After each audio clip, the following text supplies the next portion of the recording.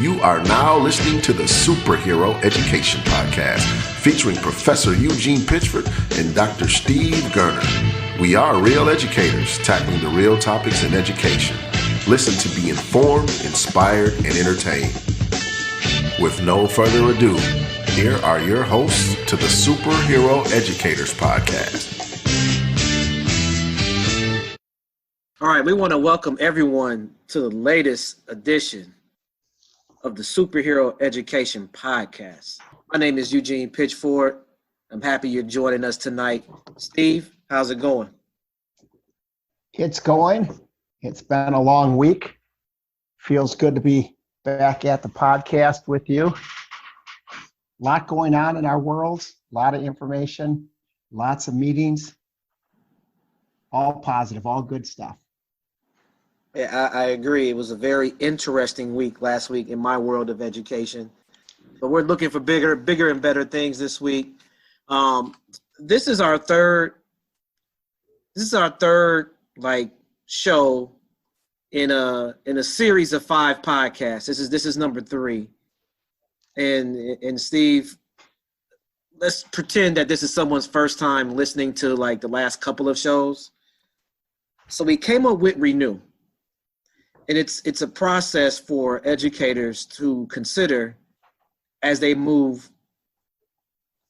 forward to going back to school, whether it's online, whether it's some form of a hybrid system between online and face-to-face, or if it's completely face-to-face. So Steve, I want you to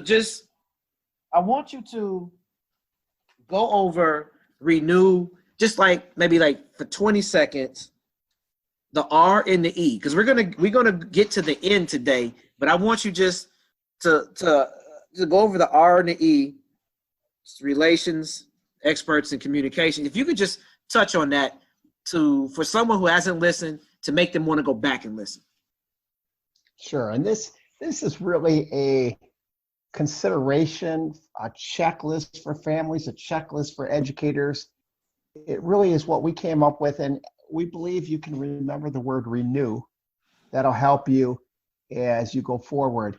So what I'll do is I'll give what the word renew means, each statement, and then we're going to go back and really talk about the 2 we talked about in the podcast, and then get us excited about the one we're going to talk about today.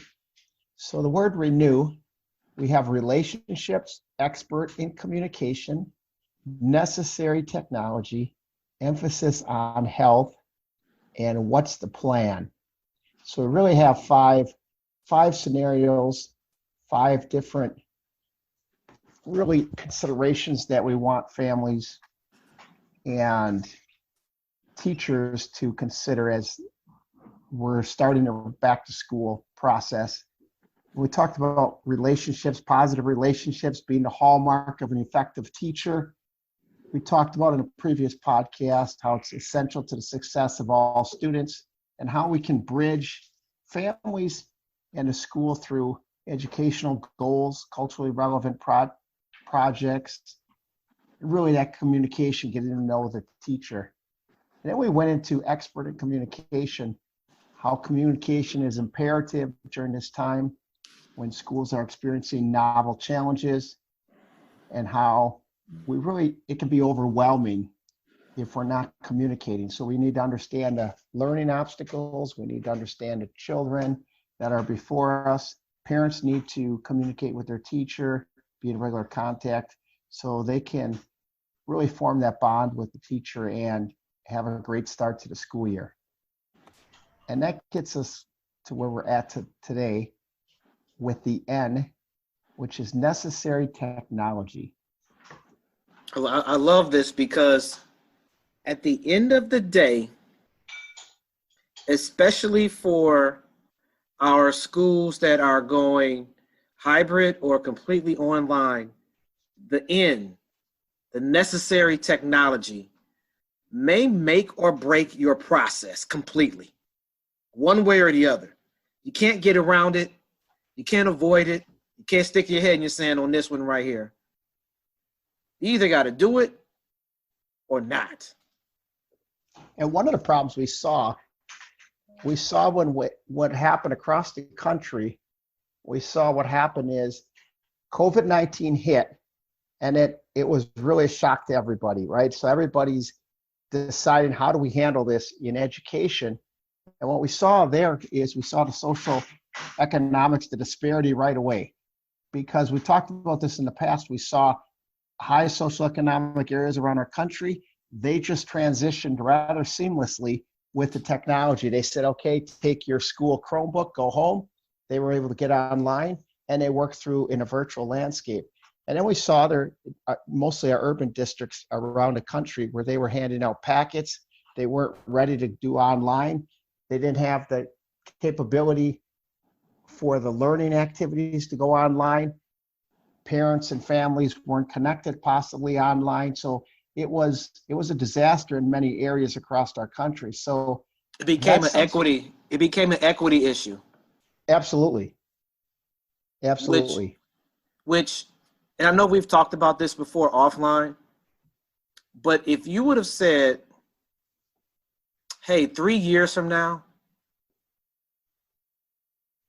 the schools must provide Chromebooks, not home, not huge discounts at the mall or the online. The schools must provide this technology. I probably would have laughed you off the table 3 years ago. And you're right. There was a huge difference in this piece, the way it looked in urban districts, public or urban districts or private entities that were urban versus their non-urban peers. There was a huge difference. And this became a really tricky situation when parents had children actually that were in both sides of the coin. And I'm not blaming, I'm just saying one side had the technology, but even having the technology, one side kind of kept education going and one side didn't. And so we're starting fresh. We got summer, we got a fresh start. Most school districts are saying we will be going virtual, or we may need to go virtual. So I believe districts are getting ready to ramping up right now. What we need really to do with the necessary technology, you really have to look at how we can make sure we're ready. Steve, here's how you know the point hit home. All schools now, private and public, are in their marketing plan to get little Stevie to come to our school, you will get a Chromebook. Like, that's part of the marketing plan now for public and private schools. And so I think, Steve, the starting point would be just the actual technology. Like, just literally having the technology to implement hybrid or online. And in most cases now, that's a Chromebook. Correct. I think what's happening now is, you're right. They realized the gaps and went, we have to do much better.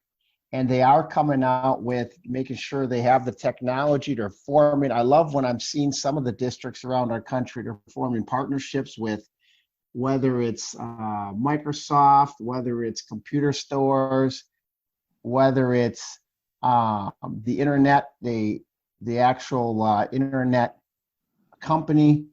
So that's very helpful, because that's where you can really build this private partnership up to say, we need the technology, it's necessary technology, and we have to have that ready to go. Even if they're trying to go face-to-face, like many districts are trying to do, many are going to start virtually, and many will probably have to resort to virtual learning. So this is necessary technology. You know what I want to see more, Steve?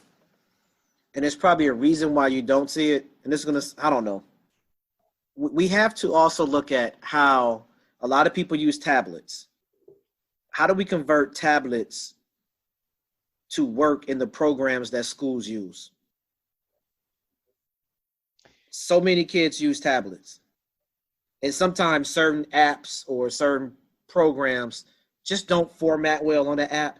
But I would love to see that process, because for many kids, it goes beyond technology. Is what am I comfortable using?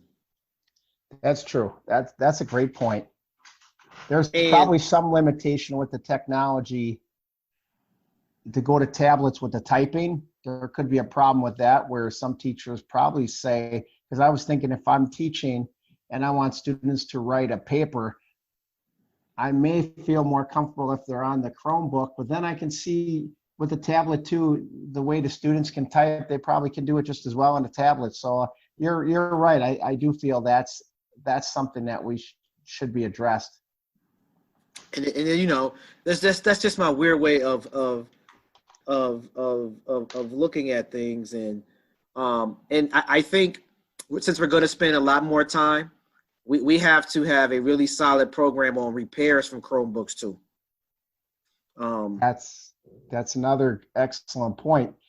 How will that happen? So I have a Chromebook and it's not working. How will I get that addressed? Or I miss a day of school, 2 days of school, 3 days. That can have serious consequences for the academic of the child.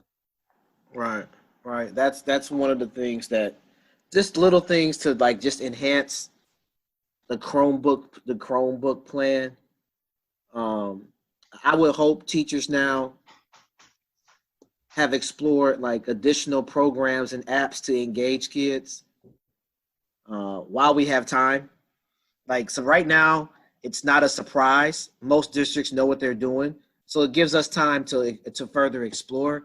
But I will hope that we'll look at additional resources to support their online curriculum, just to make it more engaging, culturally relevant, to where it doesn't feel like it's a punishment to do work. Yeah, and I think the technology is taken care of. I think the part that most teachers will really have to work on, and I believe they're probably doing in districts, but really be concerned about if you're online grading, most teachers are using online grading in some capacity. How can I put it in a simple, easy format that parents can understand and students how to access their grades? So every student and every parent should know how to go to the online grading and see the grades. Then if you're using, a lot of teachers are using some sort of video conference like Zoom or Meets, Microsoft Meets, they need to have the same thing. Parents need to be able to very easily get to that. Students have to be able to very easily figure that out. Is there teacher videos that you can produce, or is there a certain 3 to 5 sentences, 5 to 10 sentences of the explanation that you can give the parents and students that they can use? Because parents and students are going to have to be experts in a video conference. They're going to have to be experts in online grading. They're going to have to be experts in what learning activities teachers are using, because teachers are getting very good, because they're spending a lot of time on this, of finding reading activities, science activities, all these online resources. And now how do you let parents, because not only do the students have to do it, but the parents, guardians that are at home, they have to be able to do this if you want them to fully engage as a partner in the learning process. And if we're saying students are going to learn how to do it, I think we will be missing out on the opportunity that we have with parents and guardians at home. And so I think schools need to figure this out now while they have a little more time too. How will we let parents and guardians into the secret formula of how you access these tools and how do you use these tools? I think something that we need to consider is, and this may not be a technology thing, but it's how you use the technology. Like it, and this is not the school's job to do this. This is on the home side now.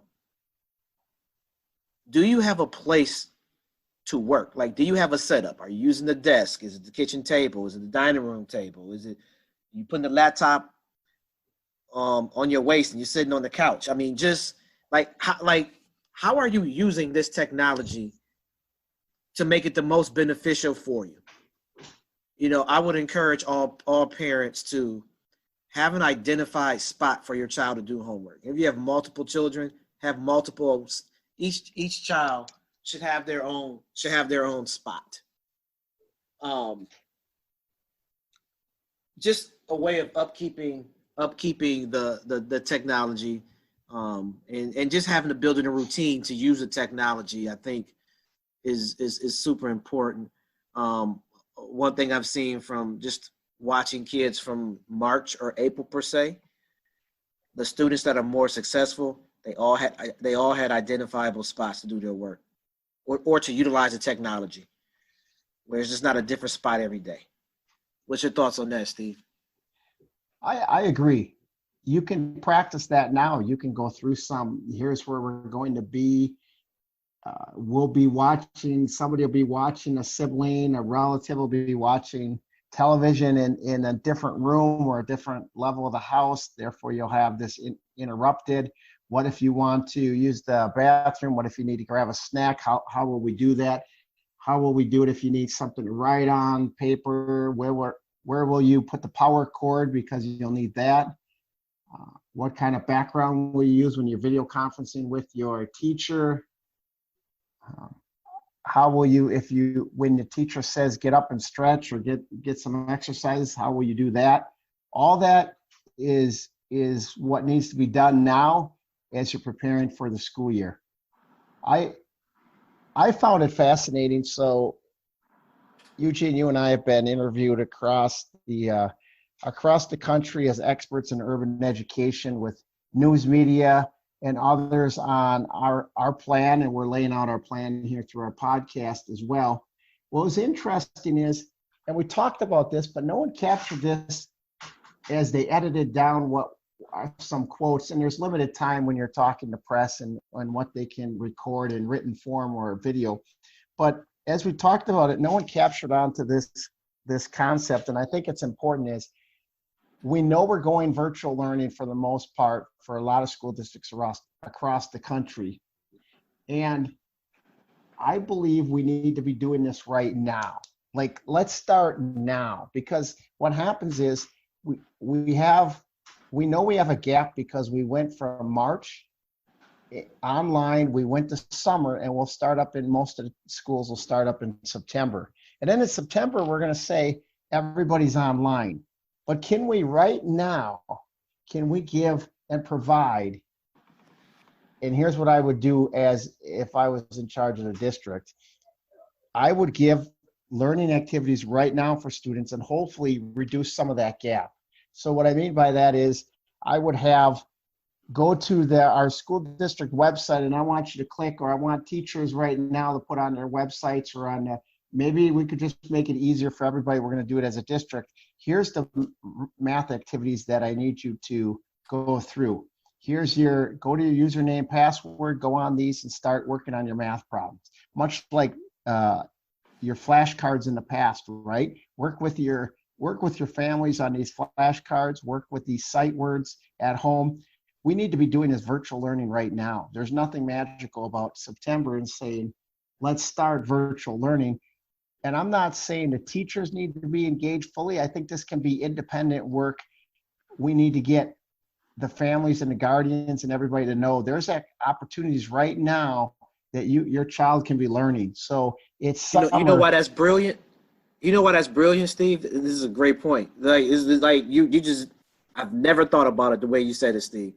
The reason why that's brilliant, it'll give you a chance to experiment with the technology on the school side. This works, this doesn't work, add a little bit more of this. Kids weren't receptive to this. There were glitches when we did this. It's absolutely genius. And I think if you threw that out to parents to say, hey, we understand this is your summer break. We want to keep the kids engaged and test out some new technology. I think you would get people to go for it. I addressed it with several outlets, and nobody really captured the essence of how important it is. Because what will happen too is if parents and guardians, they said, you will have, Eugene, you're in 5th grade, you will have to work, I want you working a half hour on your reading activities, and I want you to work a half hour on your math activities. Think of the power of students every day, 1 hour in summer working on this. And then you're right, getting to the school year in September, they just ramp it up and go, we're ready for this now. We have it, we have everything worked out. And in fact, we're ready to go to a higher level because we've been working hard on this. It's no different than if you're playing baseball and you're throwing in the backyard all day, and then baseball season starts at school, or I'm dribbling and ball handling in my driveway, and then the basketball season starts in fall. We're trying to go in and wait till September. So we're saying prepare, and then go in September. We can start this right now. We can go at it right now. And I think it's essential that we do that. Now, could parents and guardians do that on their own? Sure, they could come up with some activities, give them some books, hardcover books and things. I think it's a good free will measure on behalf of a school or district or private school entity that does it. I agree. It's like you're building credit. And it's recruitment. Think of recruitment. As they are able to talk, I would go out to eat, or I'm talking to my neighbor, I'm saying, our children are ready to go. They're already working with their school district and teacher. And the neighbor goes, whoa, where are you at school? We have to do that. I wish we were engaged like your school is. So it definitely helps with the recruitment and you're right, the credibility of the school. So Steve, I want to go to this one because this is one that I found I haven't been able to find a good solution for with the technology. So you have the Chromebook or your laptop or tablet or what you're using, but then the Wi-Fi is unstable. I still haven't seen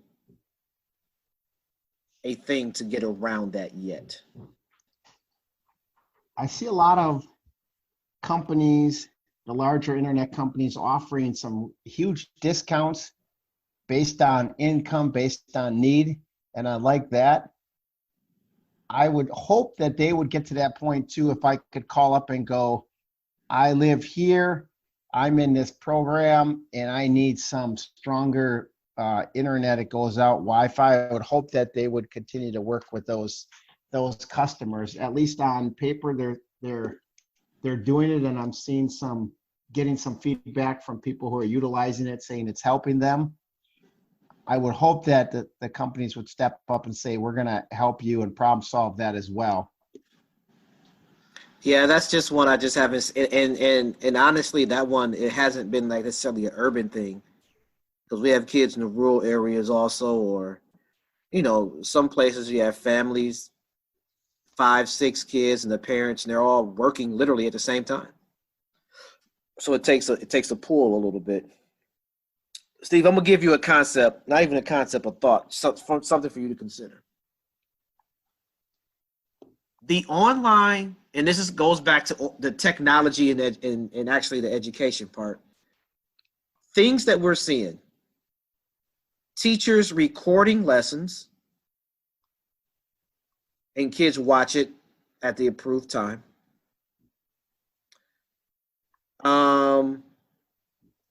Sessions like Zoom, where you're kind of going in, teachers talking with the group, checking in, teaching the concept or whatever.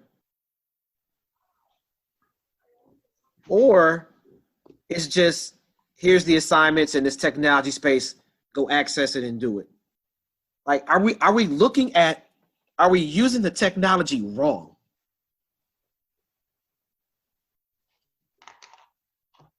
The technology, you will see across our country, you will see all those avenues that you just talked about. All those avenues will be utilized. Now the question is, what's the most engaging for students, and how long can students be engaged in a video format? How long do we want students online learning? Because just before this, we were talking pre-March, we were talking about screenagers, we were talking about too much attached to the phone, too much screen time, too much. And now that was pre-March, we were talking about that. Now we're saying we're going to up that by a considerable amount because we're going online.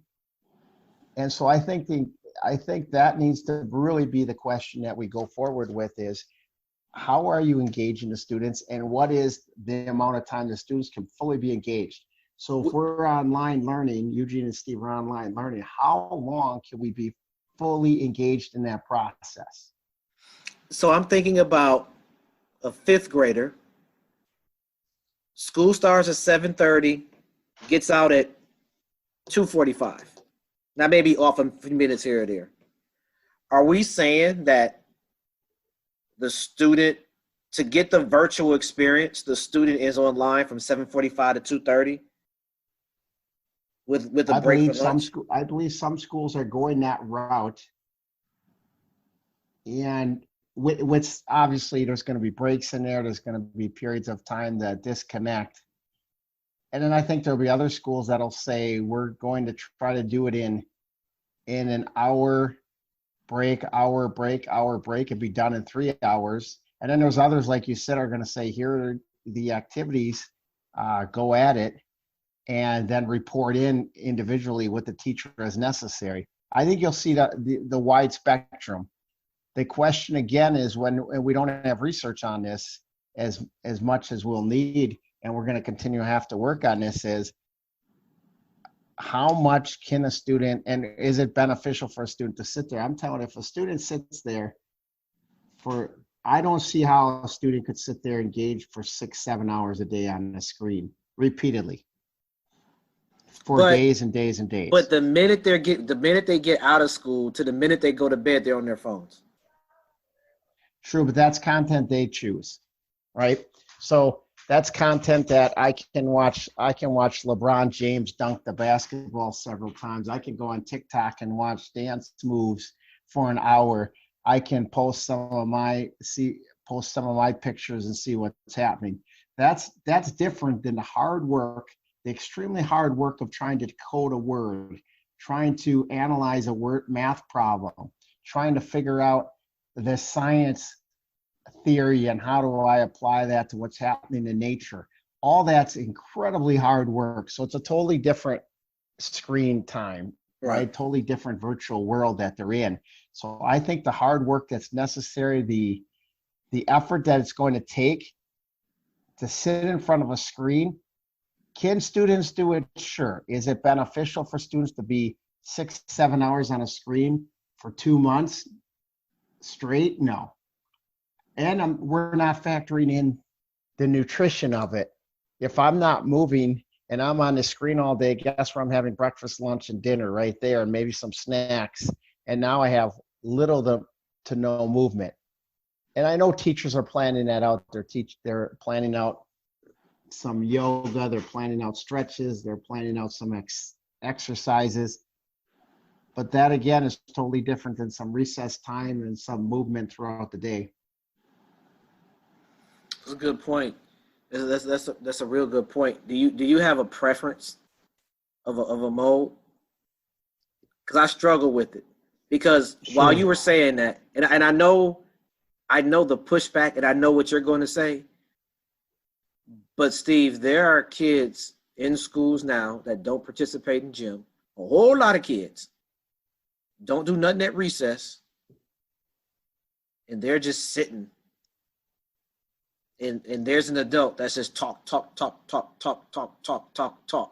Then they go to their next class. They walk maybe 12, 15 feet to the next classroom. Talk. Like, it's actually happening already. Now, you're going to come back with the socialization piece, and I get that. But a lot of people are just sitting around now. Yes, and they're sitting around and not learning, right? So they're sitting around and not learning. So you're in the same place. And it's passing them by. And we go, well, they've been in school, but they're not grasping the information. Hey, can I say this? I have to say this. So I was dropping off some information to a student. Didn't really know the student too well. Get to his house, drop off the stuff. Ask the student, I say, hey, what school do you go to? He gave me the name of the school. I said, do you like the school? This is a side note. I just have to say this. I said, do you like your school? He says to me, I absolutely love my high school. I can't tell you, and this may be another topic for another show, I can't tell you the last time I had an African-American male tell me they love their high school. I just got to slip that in there because I'll forget. That is another show that I love. I love that idea. I love that topic. Do you love your school? And then with that, think of all the subtopics with that. Do you love the school? Is it necessary that you love your school? And Right. then if it is necessary, how do we get more students to love their school? That's a wonderful topic to address. You Going back said, to the yeah, you said something that just sparked that idea. I'm gonna toss it right back to you now. going back to the plan, what would I do? And I think there can be a variety in this plan because we're all different. You and I would teach different. We could be at the same school. We're going to teach different. We're going to make sure we address all students' needs that way. So I don't think this has to be a lockstep uniform policy. I would make my classroom engaging. I'd want students at least a half an hour with me right away in the morning. And then I would do a break, then I'd go another half hour, then I'd do a break, then I'd do a half hour. I feel we could do that for 2 hours. Then I'd want some independent time. And In your mind, are you looking at a K-8 setting when you say this? Are you looking at a middle school? Are you looking at high school? I'm looking at K-8. I feel Okay. obviously we'd have to do grade appropriate, right? Age appropriate. Obviously, kindergarten students can't be that long as an 8th grader. But generalizing, I'd want the students with me through the video format, and I want to do teaching. I want to do teaching just like they're there. Then I want to do some guided practice just like we're in the classroom together. Then I would use the independent time where they're practicing things, they're doing some homework, and then I want to meet with them again. And then what I would do is, I feel I could do all that in half a day. And then the rest of the day, they're continuing to do their learning activities, independent learning. And then I want to make sure I meet with each of them. So I'd spend the afternoon with private, basically office hours, private student meetings, whatever you want to call it. I'd come up with a name for it. And that way I can see where everybody's at. And I can encourage, I can inspire, I can motivate students to keep going along the process. And collectively, so individually I'm meeting with all students, collectively we're teaching like we're back in a classroom. Then I'm setting up what I would call it would fit my competitive nature. I would set up some kind of game or activity where it'd motivate them to complete some of the activities. So maybe it's every student gets to be an NBA team, and we keep track of points, and collectively points as a class, we can get to the NBA finals. So there'll be some individual goals, and then there'll be some collective goals. But it has to be fun, and it has to be something different, because this is all new. It's after day 2, after day 3, I'm with the teacher online again. I don't feel like it. I don't feel like doing these activities. I'm sick of this math. I'm sick of science. I'm sick of reading about the social studies lessons or the history lessons. So making it a game, making it a fun activity, having a little class competition, whatever it takes to make it very, almost like a game, a video game format where you get rewarded, right? You get points, you get rewarded, you get recognition. I want students to continue when they're all by themselves and it's 3 o'clock and they don't feel like doing some learning, where they get motivated and go, I want to get my 1,000 points, so I joined a 1,000-point club on reading. I want to get my 50 bonus points and get done with this science experiment report. That's I think is how it will play out with a lot of teachers, where they can fully engage students that way. Just trying to create fear, or because of a grade, or because you want to please the teacher, you should do this work. That's not the right approach. Right. I want to go to this part, Steve. And this is the last of what I have, but and maybe there's a question afterwards too. But one of the I think more difficult pieces for parents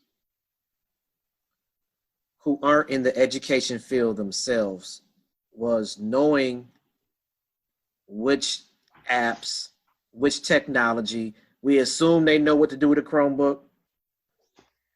I think there has to be greater detail with parents of here's what the Chromebook does, this is what it does not do. If it's an app, this is how you submit the work. Here's how you log in with passwords. Here's how you can check if your child did the work. I think there has to be a more significant piece for the technology with parents. I think as teachers, we assume everyone sees it the way we see it.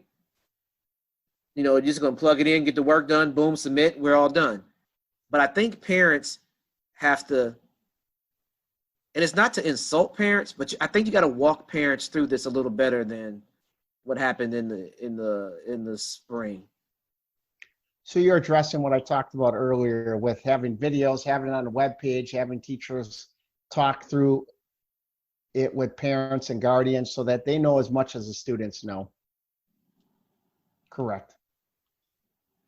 And I really would love to ask the listeners, like we focus a lot here in Southeastern Wisconsin because this is just what we see and hear the most.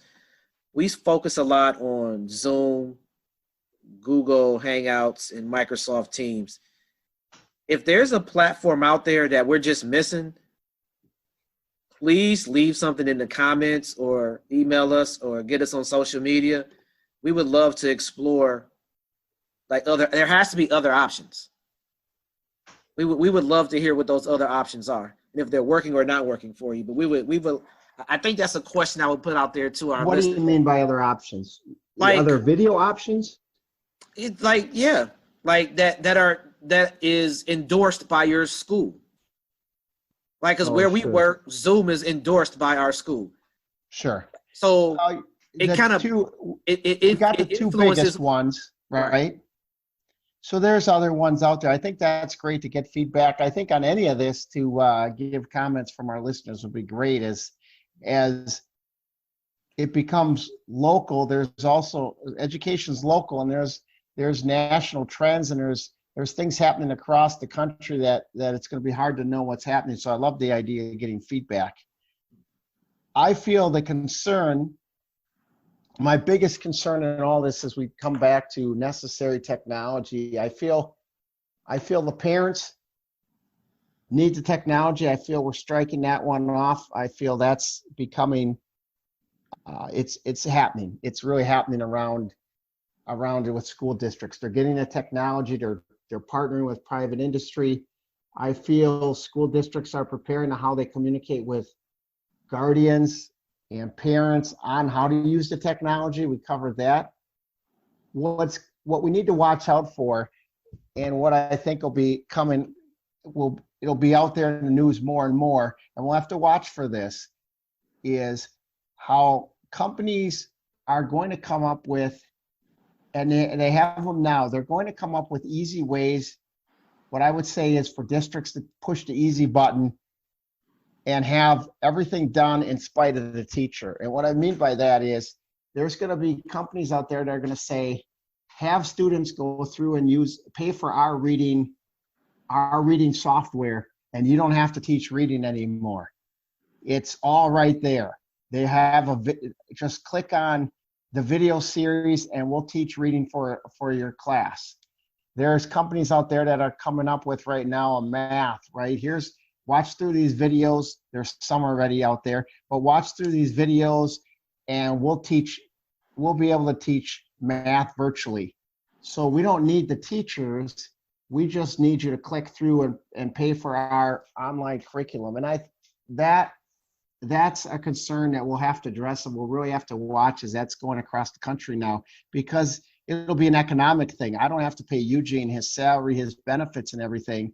If I can pay a company to do a reading curriculum, and I just have that reading curriculum per 1,000 students in my district, and now I have reading taken care of, or math or social studies or science, And that's extremely troubling, but it works out economically and it saves you so much money that we will see that happening.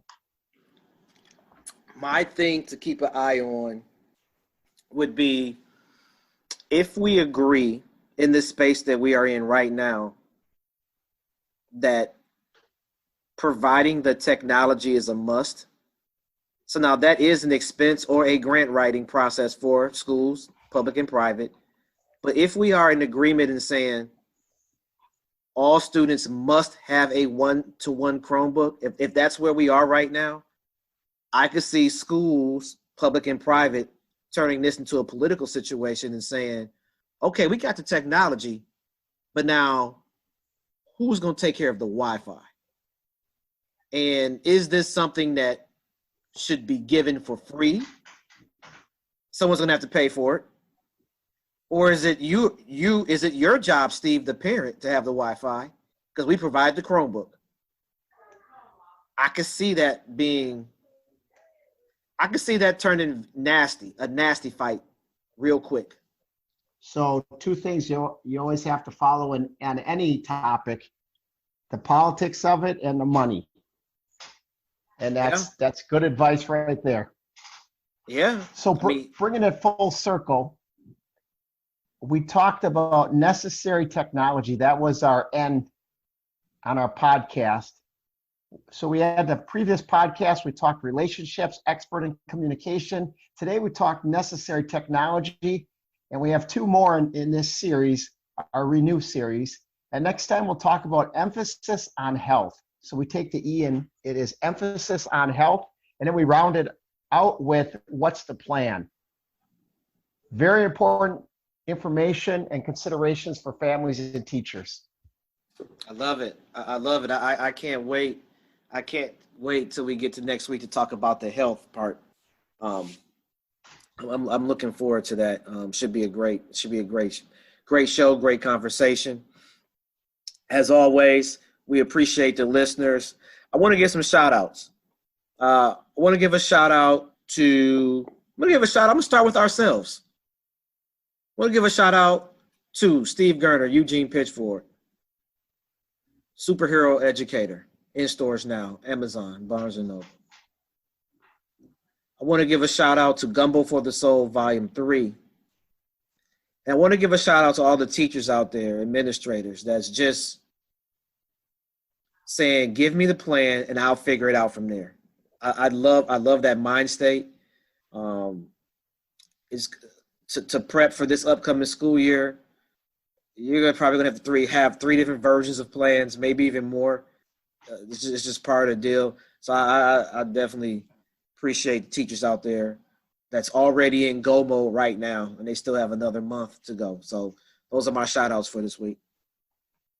I'd like to shout out to the Center for Urban Education Ministries.